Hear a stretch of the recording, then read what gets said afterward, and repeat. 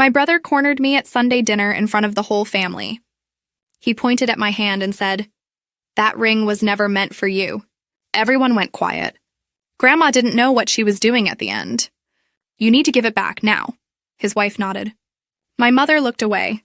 I sat there silent with a manila envelope in my lap. They had no idea what was inside. What do you do when your own family calls you a thief over something you were given in love? I had proof. In triplicate. But first, they needed to show me exactly who they were. So I slid the envelope back into my bag. I didn't say a word. Where are you watching from and what time is it there? Drop it in the comments. And if you've ever been the black sheep at the family table, hit that like button. You'll want to stay for this. Let me back up. My grandmother raised me as much as my parents did. When she got sick, I was the one who showed up. Every week. Sometimes twice. I drove her to chemo. I sorted her pills. I sat with her when she couldn't sleep. My brother lived 2 miles away. He came twice in the last year. Twice. His excuses came in voicemails I still have saved. Work's crazy right now. The kids have soccer. I'll come next week, I promise. Next week never came. Grandma was a jeweler. She worked in a shop downtown for 40 years.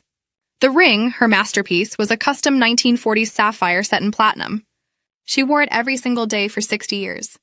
3 days before she died, she took my hand. The hospice nurse was standing right there. Grandma pressed the ring into my palm and said, "This is yours. You earned it with love." I'm a paralegal. I document everything. I wrote it down that night. Date, time, witness. I thought the ring would be a quiet memory, something I'd wear on her birthday and think of her. I was wrong. 2 weeks after the funeral, my brother sent a text. "We need to talk about the ring." We met for lunch. He brought his wife. That should have been my first clue. He ordered for both of them, then looked at me. "So, the ring." I waited.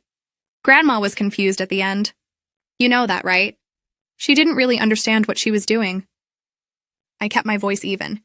She understood perfectly. His wife leaned in. "It's a family heirloom. It should be sold and the money split fairly." "That's only right." I blinked. "Split?" She gave it to me. My brother's face hardened. "You manipulated a dying woman. Mom's heartbroken. She thinks you stole it." The word stole hit like a slap. I didn't steal anything. Then prove it. Give it back by Friday or we'll file a claim against the estate. He slid a blank estate dispute form across the table. Your choice. Do this the easy way or we'll do it the hard way. His wife sipped her wine like this was already settled. I folded the paper. I didn't sign it. I left $20 on the table and walked out. By the time I got to my car, I was shaking. Not from fear, from rage. I called the estate attorney who handled Grandma's will. "I thought I had this." I was wrong. He sighed when I explained. "Here's the problem. The will says personal effects should be divided amicably among grandchildren. There's no specific bequest for the ring in writing. But she gave it to me, in front of a witness. Verbal gifts are hard to prove in probate. If your brother pushes this, it's going to get expensive. And ugly." A week later, his attorney sent a formal demand letter. Then my mother called. She was crying. "Please, just give it back. I can't take this fighting. It's tearing the family apart." "Mom, Grandma wanted me to have it." "I know you think that, honey. But maybe you misunderstood. Please, for me." I hung up feeling completely alone. Golden child versus scapegoat. The oldest story in the book. I sat in my apartment that night with the ring on the table in front of me. Was fighting for it worth losing, everyone? I thought I'd lost before I even started. Then I remembered something. Grandma taught me to always get it in writing. And I went to my filing cabinet, the one my brother used to make fun of me for keeping. "You're so paranoid. Who saves everything like that?" Me, that's who. I pulled the folder labeled Grandma Personal. And there it was. A handwritten letter, dated 18 months before she died. Long before the diagnosis. Long before anyone could claim she was confused. In her strong, looping cursive, she wrote, "To my darling granddaughter, I want you to have my sapphire ring, the one I've worn since 1946. It's yours for all the love and care you've always shown me." Signed, dated, 2 full pages. I scanned it. I sent it to the estate attorney. He replied in 2 words. Game changer. I sat back and let out a breath I didn't know I'd been holding. She knew. She knew they'd come for it. So she made sure I had proof. That letter should have ended it. But my brother doesn't do ended. His lawyer called the letter unwitnessed and potentially coerced. Coerced. A letter written a year and a half before she even got sick. They doubled down.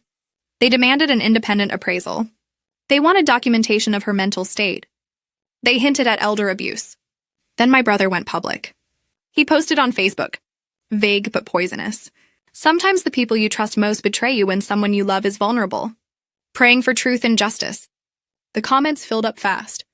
Cousins I hadn't talked to in years started asking questions. Friends messaged me, "Is everything okay? I saw your brother's post." My mother left a voicemail. "If you don't give that ring back, don't bother coming to Thanksgiving." I mean it. The settlement conference was scheduled for 10 days out. His attorney sent over a proposal. 50-50 split of whatever the ring appraised for. As if it were just another asset. As if Grandma's love could be divided on a spreadsheet.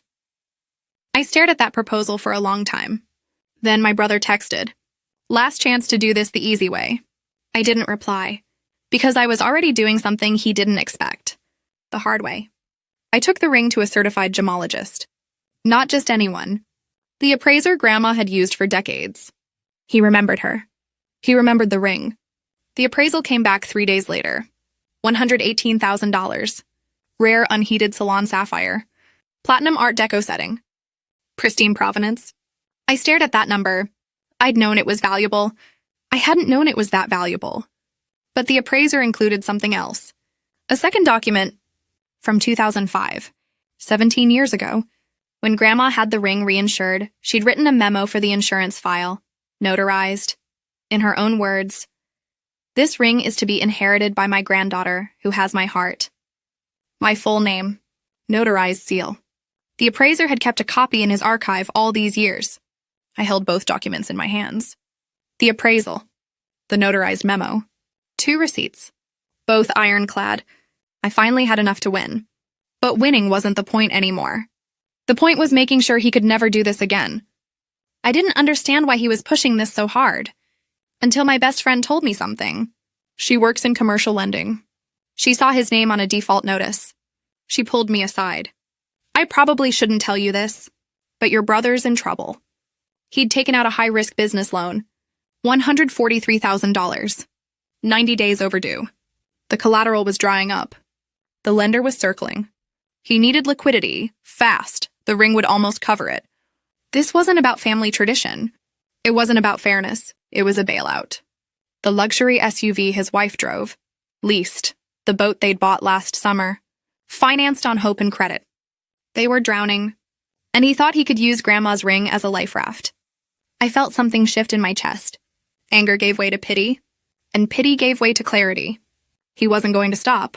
Not unless I made it impossible. Now I knew exactly what to do. And it wasn't what he expected. I hired a trust and estates attorney, not to fight, to finish it. I filed a petition for declaratory judgment. That's a legal fancy way of saying, ask the court to confirm what's already true. The ring is mine. Immune from any estate claims, forever. It cost me $2,500. Worth every cent. I attached everything. The handwritten letter from 2020. The notarized memo from 2005. The appraisal. An affidavit from the hospice nurse who witnessed Grandma give me the ring. 4 pieces of evidence. All of them clean. All of them dated. All of them undeniable. My attorney filed the petition. We got a court date 3 weeks out. Then I did something that surprised even my lawyer. I agreed to go to the settlement conference anyway. He asked why. I said, because I want him to see it all at once. No yelling, no drama. Just the numbers. Just the truth. I walked into that conference with everything. And I mean everything. The settlement conference was in a beige room with bad lighting and too much coffee. Mediator at the head of the table. Both attorneys on either side. My brother and his wife across from me. He looked confident. She looked smug. The mediator opened. We're here to discuss the estate dispute regarding a sapphire ring. Let's start with the claimant. My brother's attorney laid it out. Our position is simple. The ring is a family heirloom. It should be appraised and the proceeds divided equally between the grandchildren. We're proposing a 50-50 split. The mediator looked at me. Your response? I didn't say anything. I slid a folder across the table. My brother's attorney opened it. Page 1, the appraisal. His eyes stopped on the number. $118,000. Page 2, the notarized memo from 2005. To be inherited by... He read it twice. Page 3, the handwritten letter from 2020.